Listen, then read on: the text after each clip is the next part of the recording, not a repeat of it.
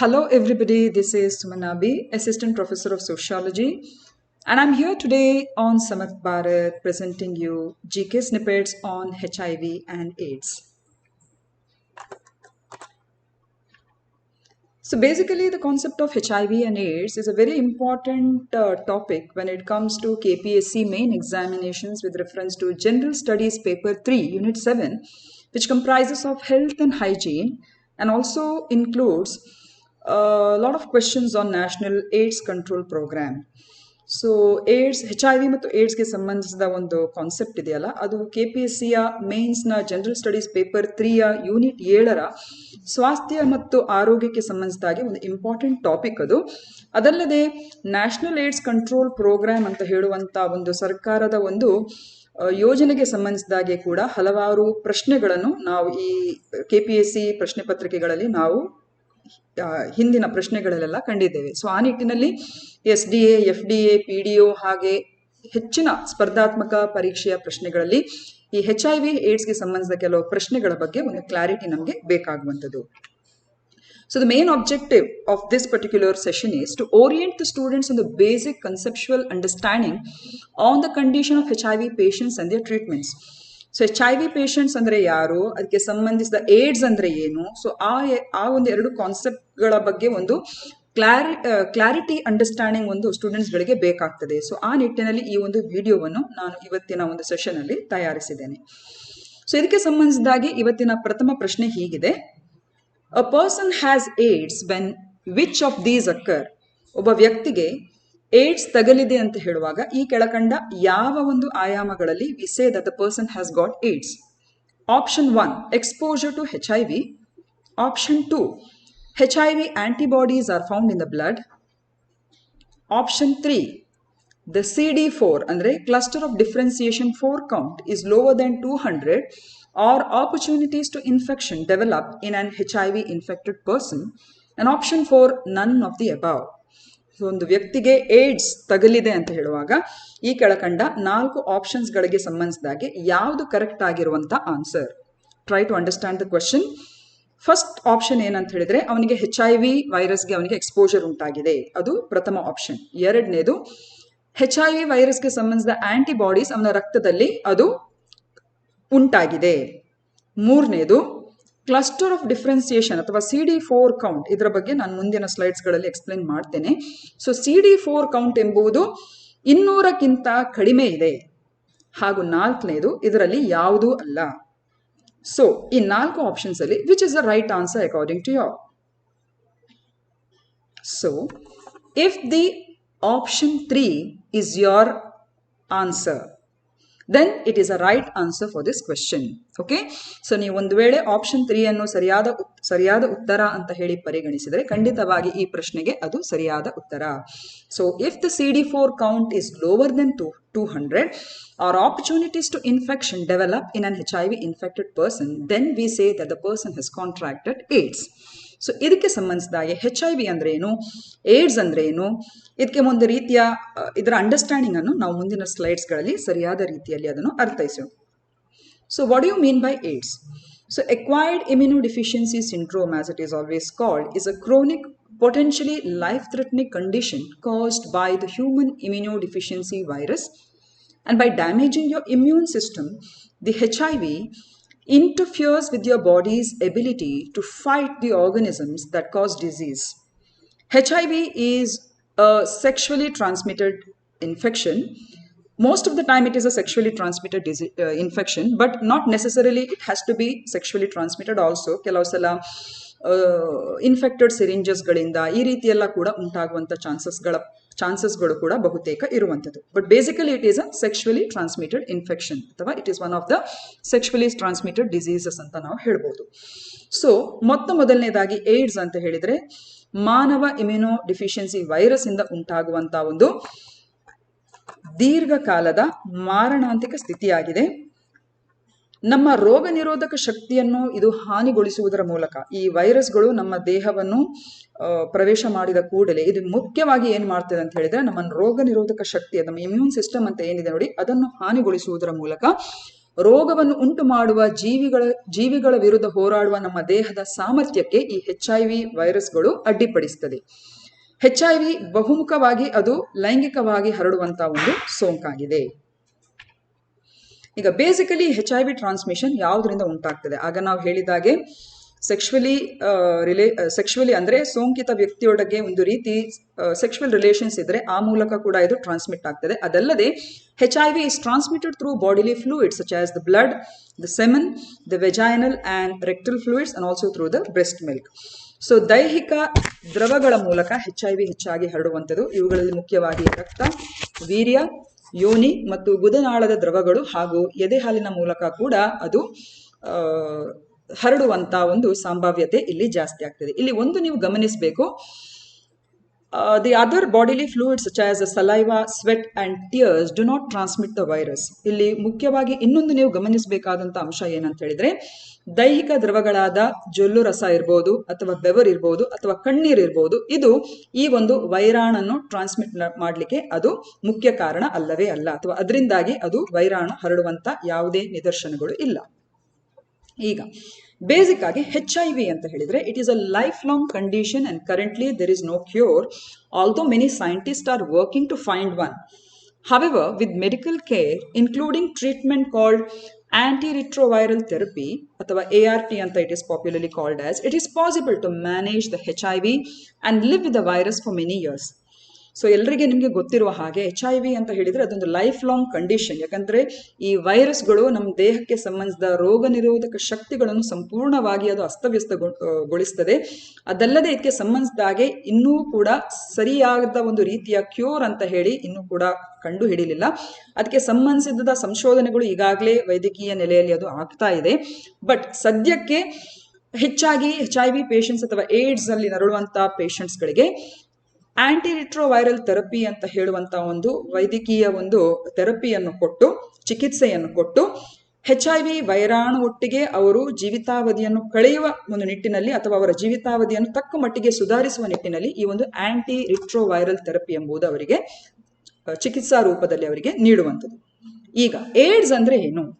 Did you understand? Now the question was, AIDS ಅಂದ್ರೆ ಯಾವ ಒಂದು ಹಂತಕ್ಕೆ ನಾವು ಅದನ್ನು ಪರಿಗಣಿಸುವಂಥದ್ದು? ಇಲ್ಲಿ ನೀವು ಮುಖ್ಯವಾಗಿ ನೆನಪಿಟ್ಕೊಳ್ಬೇಕು, without treatment a person with HIV is likely to develop a serious condition called AIDS. At that point, the immune system is too weak to fight off the other diseases and infections. Untreated, the life expectancy with AIDS is about 3 years. With antiretroviral therapy, HIV can be well controlled and life expectancy can be nearly the same as someone who has not contracted HIV. ಮುಖ್ಯವಾಗಿ ಇಲ್ಲಿ ನಾವು ಗಮನಿಸಬೇಕು, initial ಆಗಿ HIV virus ಒಬ್ಬ ವ್ಯಕ್ತಿಯ ದೇಹದೊಳಗೆ ಅದು ಸೋಂಕು ಅಥವಾ ಸೋಂಕಿತಗೊಳ್ಳುವಂತಹ ವ್ಯಕ್ತಿಗೆ ಸಂಬಂಧಿಸಿದಾಗೆ ಅದನ್ನು ಯಾವುದೇ ಟ್ರೀಟ್ಮೆಂಟ್ ಇಂದ ಅಥವಾ ಯಾವುದೇ ರೀತಿಯ ಚಿಕಿತ್ಸೆಗೆ ಅನುಗುಣವಾಗಿ ಅದನ್ನು ಹಾಗೇನೆ ಬಿಟ್ರೆ ಕೊನೆಯಾಗಿ ಇರುವಂತಹ HIV ಸ್ಟೇಜ್ ಇದೆಯಲ್ಲ, ಅದನ್ನು ನಾವು ಏಡ್ಸ್ ಅಂತ ಹೇಳುವಂಥದ್ದು. ಆ ಸಂದರ್ಭದಲ್ಲಿ ಆ ವ್ಯಕ್ತಿಯ ಅಥವಾ ಏಡ್ಸ್ಗೆ ಆ ಒಂದು ಹಂತಕ್ಕೆ ತಗಲಿದಂತಹ ವ್ಯಕ್ತಿಯ ಒಂದು ರೋಗ ನಿರೋಧಕ ಶಕ್ತಿ ಎಷ್ಟು ಕುಂಠಿತಗೊಳ್ತದೆ ಅಂತ ಹೇಳಿದ್ರೆ, ಅವನ ದೇಹವು ಇನ್ನಿತರ ಕೆಲವೆಲ್ಲ ರೋಗಗಳಿಗೆ ಅಥವಾ ಬಾಧೆಗಳಿಗೆ ಸಂಬಂಧಿಸಿದಾಗೆ ಆ ರೋಗ ನಿರೋಧಕ ಶಕ್ತಿ ಅದರ ವಿರುದ್ಧ ಹೋರಾಡ್ಲಿಕ್ಕೆ ಅದು ತುಂಬಾನೇ ವೀಕ್ ಆಗಿ ಹೋಗ್ತದೆ. ಸೊ ಆ ಸಂದರ್ಭದಲ್ಲಿ ಸಣ್ಣ ಪುಟ್ಟ ಯಾವುದೇ ಸೋಂಕುಗಳು, ಶೀತ, ಜ್ವರ, ಬಾಧೆ ಅಥವಾ ಶ್ವಾಸಕೋಶಕ್ಕೆ ಸಂಬಂಧಿಸಿದ ಯಾವುದೇ ಒಂದು ರೀತಿಯ ಇತರ ರೋಗಗಳು ಅದು ಉಲ್ಬಣಗೊಂಡು ಆ ನಂತರ ವ್ಯಕ್ತಿ ಬಹುಬೇಗನೆ ಸಾವನ್ನಪ್ಪುವಂಥದ್ದು. ಸೊ ಇದು ಏಡ್ಸ್ಗೆ ಸಂಬಂಧಿಸಿದ ಒಂದು ವಿಚಾರ. ನಾವು AIDS is a disease that can develop in people with HIV. ಇದು ನೀವು ಯಾವತ್ತೂ ನೆನ್ಪಿಟ್ಕೊಳ್ಳಿ, ಯಾಕಂದ್ರೆ ಪರೀಕ್ಷೆಗೆ ಸಂಬಂಧಿಸಿದಾಗ ಇದನ್ನು ಸ್ಟೇಟ್ಮೆಂಟ್ ರೂಪದಲ್ಲಿ ಕೊಡುವಾಗ you have to analyse this aspect very well. AIDS ಅಂತ ಹೇಳಿದ್ರೆ it is a disease that can develop in people with HIV. It is the most advanced stage of HIV. But just because a person has HIV doesn't mean they will develop AIDS. ಇದನ್ನು ಪುನಃ repeat ಮಾಡ್ತೇನೆ. ಇದನ್ನು ಈ ಒಂದು statement ಅನ್ನು ದಯವಿಟ್ಟು ಎಲ್ಲರೂ ಅರ್ಥ ಮಾಡಿ ಇದರ ಬಗ್ಗೆ ನೀವು ಕ್ಲಾರಿಟಿಯನ್ನು ಹೊಂದಿರಬೇಕು. AIDS is a disease that can develop in people with HIV. It's the most advanced stage of HIV. But just because a person has HIV, it doesn't mean that they will develop AIDS. So ಹಾಗಾಗಿ AIDS ಅನ್ನೋದು HIV ಪೀಡಿತ ಜನರಲ್ಲಿ ಬೆಳೆಯಬಹುದಾದ ಒಂದು ಕಾಯಿಲೆ ಆಗಿದೆ. ಅಂದ್ರೆ ಸರಿಯಾದ ಚಿಕಿತ್ಸೆಯನ್ನು HIV ತಗುಲಿದಂತ ಒಬ್ಬ ವ್ಯಕ್ತಿಗೆ ಸರಿಯಾದ ರೀತಿಯಲ್ಲಿ ಚಿಕಿತ್ಸೆಗೆ ಅವನು ಒಳಗಾಗದಿದ್ರೆ ಮತ್ತು ಕೊನೆ ಹಂತ ಅದು ಏಡ್ಸ್ಗೆ ಅದು ಮಾರ್ಪಾಡಾಗುವಂಥದ್ದು. That's a final stage. So AIDS ಎನ್ನುವುದು HIV ಪೀಡಿತ ಜನರಲ್ಲಿ ಬೆಳೆಯಬಹುದಾದ ಒಂದು ಕಾಯಿಲೆಯಾಗಿದೆ. ಇದು HIVಯ ಕೊನೆಯ ಹಂತವಾಗಿದೆ. ಅಂದ್ರೆ ಒಬ್ಬ ವ್ಯಕ್ತಿಗೆ HIV ಇರುವುದರಿಂದ ಅವರು ಏಡ್ಸ್ ಹೊಂದಿದ್ದಾರೆ ಅಂತ ಹೇಳುವುದನ್ನು ನಾವದನ್ನು ಪರಿಗಣಿಸಲಿಕ್ಕೆ ಸಾಧ್ಯ ಆಗುವುದಿಲ್ಲ. Did you understand? ಒಬ್ಬ ವ್ಯಕ್ತಿಗೆ HIV ಇದ್ದು ಅವನು ಸರಿಯಾದ ಚಿಕಿತ್ಸೆಗೆ ಅವನು ಒಳಪಟ್ಟರೆ ಖಂಡಿತವಾಗಿ ಅದು ಏಡ್ಸ್ ಹಂತಕ್ಕೆ ಅದು ಹೋಗುವಂತ ಯಾವುದೇ ಚಾನ್ಸಸ್ ಇಲ್ಲ. ಬಟ್ ಒಬ್ಬ HIV ಸೋಂಕಿತ ವ್ಯಕ್ತಿಗೆ ಯಾವುದೇ ರೀತಿ ಸರಿಯಾದ ಸಮರ್ಪಕವಾದ ಚಿಕಿತ್ಸೆ ಇಲ್ಲದೆ ಅವನ ರೋಗ ನಿರೋಧಕ ಶಕ್ತಿ ಪೂರ್ತಿಯಾಗಿ ಅದು ಕುಂಠಿತಗೊಂಡ್ರೆ ಆ ಸಂದರ್ಭದಲ್ಲಿ ಆ ಕೊನೆ ಹಂತ ಅವನಿರುವಂತಹ ಉಲ್ಬಣಗೊಳ್ಳುವಂತಹ ಹಂತಕ್ಕೆ ನಾವು ಏಡ್ಸ್ ಅಂತ ಹೇಳಿ ಕರೆಯುವಂಥದ್ದು. Did you understand? ಸೊ ಈ ಕ್ಲಾರಿಟಿ ಎಲ್ಲರಲ್ಲೂ ಕೂಡ ಇರಬೇಕು. HIV ಮತ್ತು ಏಡ್ಸ್ ಅಂದ್ರೆ ಅದು ಒಂದೇ ಅಲ್ಲ, ಅದು ಸಮಾನಾಂತರ ಪದ ಅಲ್ವೇ ಅಲ್ಲ. Did you understand? HIV ಸೋಂಕಿತ ವ್ಯಕ್ತಿಯ ಕೊನೆಯ ಹಂತದ ಸ್ಟೇಜ್ ಅನ್ನು ನಾವು ಏಡ್ಸ್ ಅಂತ ಹೇಳಿ ಕರೆಯುವಂಥದ್ದು. ಸೊ ಏಡ್ಸ್ ಅಂತ ಹೇಳುವಂತಹ ನಿಟ್ಟಿನಲ್ಲಿರುವಂತಹ ವ್ಯಕ್ತಿಯ ಕೆಲವೆಲ್ಲ ಒಂದು ರೀತಿಯ ಮಾಪನ, ಅಂದ್ರೆ ಆ ಒಂದು ಸ್ಟೇಜಸ್ ಹೇಗೆ ಅಂತ ನಾವು ನೋಡ್ಕೊಂಡ್ಬಿಡುವ. So to develop AIDS a person has to have contracted HIV. But having HIV doesn't necessarily mean that someone will develop AIDS. ಇದನ್ನು ನಾವು ಹಿಂದಿನ ಸ್ಲೈಡ್ ಅಲ್ಲಿ ಕ್ಲಿಯರ್ ಆಗಿ ಅರ್ಥ ಮಾಡ್ಕೊಂಡಿದ್ದೇವೆ. HIV ವೈರಸ್ ಕಾಂಟ್ರಾಕ್ಟ್ ಆದ ತಕ್ಷಣ ಒಬ್ಬ ವ್ಯಕ್ತಿಗೆ ಏಡ್ಸ್ ಇದೆ ಅಂತ ಹೇಳಲಿಕ್ಕೆ ನಾವು ಬರೋದಿಲ್ಲ. ನೆನ್ಪಿಟ್ಕೊಳ್ಳಿ, in case a person who has contracted HIV and if he is given the proper treatment, ART treatment in the right time, then it doesn't mean that he will develop AIDS. So cases of HIV progress generally occurs through three stages. The first stage is an acute stage, which is the first few weeks after transmission. The second stage is called as a clinical latency or the chronic stage. And the third stage is where he develops the condition called as AIDS. As HIV lowers, the CD4 cell count, that is a cluster of differentiation 4 cell count, the immune system weakens. A typical adult's CD4 count is around 500 to 1500 per cubic millimeter. But a person with a count below 200 is considered to have AIDS. How quickly a case of HIV progresses through the chronic stage varies significantly from person to person. Without treatment, it can last up to a decade before advancing to AIDS. With treatment, it can last indefinitely. So AIDS ಅಂದ ತಕ್ಷಣ ನೆನ್ಪಿಟ್ಕೊಳ್ಳಿ, HIV ಸೋಂಕಿತ ವ್ಯಕ್ತಿಗೆ ಸರಿಯಾದ ರೀತಿಯಲ್ಲಿ ಅವನಿಗೆ ಚಿಕಿತ್ಸೆ ಸಿಗದೇ ಹೋದಂತಹ ಸಂದರ್ಭದಲ್ಲಿ ಅಥವಾ ಅವನ ರೋಗ ನಿರೋಧಕ ಶಕ್ತಿ ಅಥವಾ ಅವನಲ್ಲಿರುವಂತಹ CD4 cell count, T lymphocytes ಅಲ್ಲಿರುವಂತಹ CD4 ಸೆಲ್ ಕೌಂಟ್ ತೀರಾ ಒಂದು ಬಹಳಷ್ಟು ಕಡಿಮೆ ಮಟ್ಟಕ್ಕೆ ಹೋದಾಗ, 200ಕ್ಕಿಂತಲೂ ಕಡಿಮೆ ಮಟ್ಟಕ್ಕೆ ಹೋದಾಗ ಆ ಕಂಡೀಷನ್ ಅನ್ನು ಕ್ಲಿನಿಕಲ್ ಇದರಲ್ಲಿ ನಾವು HIV ಅಂತ ಹೇಳುವಂಥದ್ದು. ಪ್ಲೀಸ್ ಇದನ್ನು ನೆನ್ಪಿಟ್ಕೊಳ್ಳಿ. ನಮ್ಮ ಪ್ರಶ್ನೆ ಕೂಡ ಇದೇ ಕಾನ್ಸೆಪ್ಟ್ಗೆ ಸಂಬಂಧಿಸಿದೆ. ಓಕೆ, ಸೊ HIV ಅಂತ ಹೇಳುವಾಗ ಪ್ರಮುಖವಾಗಿ 3 ಹಂತಗಳನ್ನು ನಾವು ಕಾಣಬಹುದು. First one stage 1. HIV virus ನಮ್ಮ first few weeks of transmission, ಆ HIV ವೈರಸ್ಗಳು ವ್ಯಕ್ತಿಯ ದೇಹದೊಳಗೆ ಸೋಂಕುಗೊಂಡಂತ ಆ ಒಂದು ಪ್ರಾಥಮಿಕ ಹಂತವನ್ನು ನಾವು acute stage. It is usually ಅಂದ್ರೆ ಸೋಂಕಿತ ವ್ಯಕ್ತಿಗೆ ಅವನ ದೇಹದೊಳಗೆ ಅದು ಸೋಂಕುಗೊಳ್ಳುವಂತ ಒಂದು ಪರಿ ಇದೆಯಲ್ಲ ಅಥವಾ ಹಂತ ಇದೆಯಲ್ಲ, ಅದನ್ನು ನಾವು ಅಕ್ಯೂಟ್ ಸ್ಟೇಜ್ ಅಂತ ಹೇಳುವಂಥದ್ದು. ಎರಡನೇ ಸ್ಟೇಜ್ ಅನ್ನು ಕ್ಲಿನಿಕಲ್ ಲೇಟೆನ್ಸಿ ಅಥವಾ ಕ್ರೋನಿಕ್ ಸ್ಟೇಜ್ ಅಂತ ಹೇಳುವಂಥದ್ದು. ಕ್ರೋನಿಕ್ ಸ್ಟೇಜ್ ಅಂತ ಹೇಳುವಾಗ ಹೆಚ್ಚುವರಿಯಾಗಿ ವ್ಯಕ್ತಿಯ ಇಮ್ಯೂನ್ ಸಿಸ್ಟಮ್ ಅಥವಾ ನಮ್ಮ ರೋಗ ನಿರೋಧಕ ಶಕ್ತಿಯನ್ನು ಬಾಧಿಸುವಂತಹ ಹಂತಕ್ಕೆ ಆ ವೈರಾಣುಗಳು ಡೆವಲಪ್ ಆಗುವಂತಹ ಸ್ಟೇಜ್ಗೆ ನಾವು ಕ್ರೋನಿಕ್ ಸ್ಟೇಜ್ ಅಂತ ಹೇಳುವಂಥದ್ದು.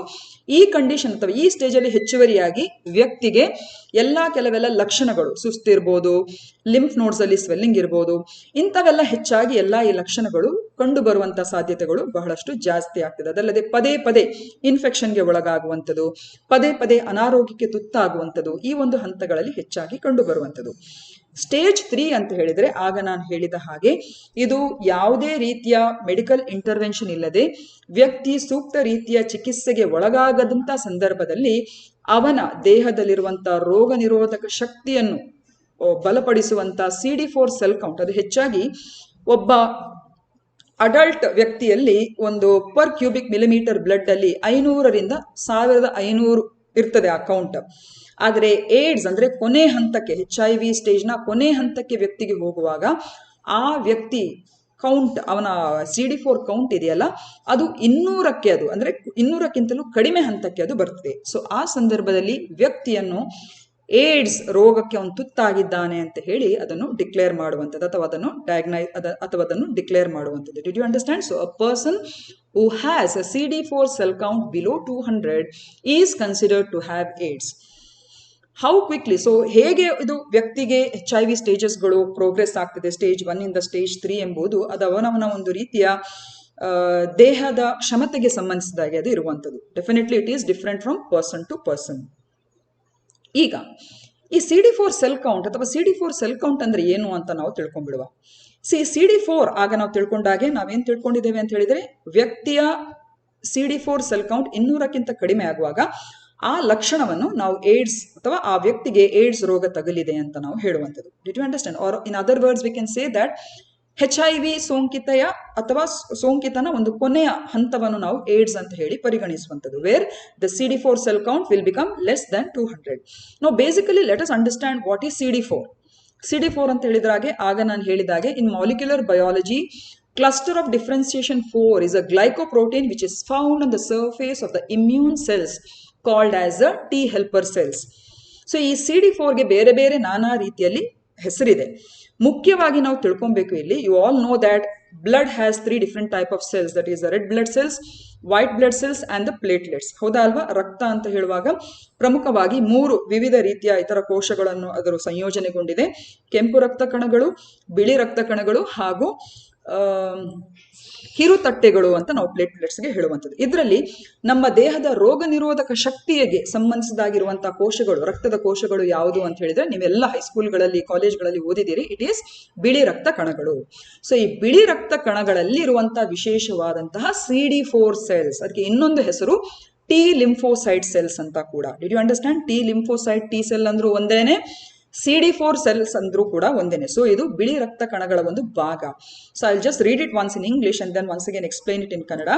So basically CD4 cells are the white blood cells that play an important role in the immune system, and your CD4 cell count gives you an indication of the health of your immune system basically with regarding to your body's natural defense system against pathogens, infections and illness.